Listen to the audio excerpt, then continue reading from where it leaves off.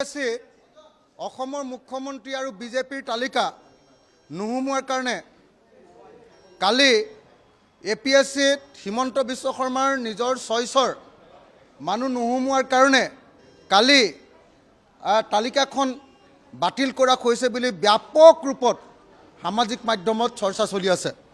ব্যাপক ৰূপত আজি প্ৰত্যেকখন বাতৰি কাগজত চৰ্চা চলিছে যে এতিয়াও APSCত আগৰ ৰাকেশ পালৰ ভোট শেষ হোৱা নাই। হিমন্ত বিশ্ব শৰ্মাক APSC কেলেংকাৰীৰ এজন প্ৰধান অভিযুক্ত ৰূপে সেই সময়ত ব্যাপক ৰূপত চৰ্চা চলিছিলে।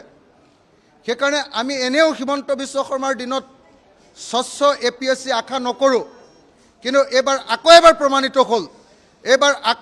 প্ৰমাণিত হ'ল যে খন্তেক সময়ৰ আগতে APSCৰ তালিকা প্ৰকাশ কৰি দিলে ৱেবছাইটত।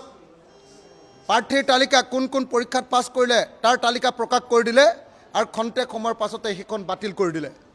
এতিয়া ব্যাপক চৰ্চা চলিছে, ব্যাপক অভিযোগ আহিছে যে মুখ্যমন্ত্ৰী হিমন্ত বিশ্ব শৰ্মাৰ প্ৰাৰ্থীৰ নাম অন্তৰ্ভুক্ত নোহোৱাৰ কাৰণে এনেকৈ APSCৰ তালিকা বাতিল কৰা হৈছে।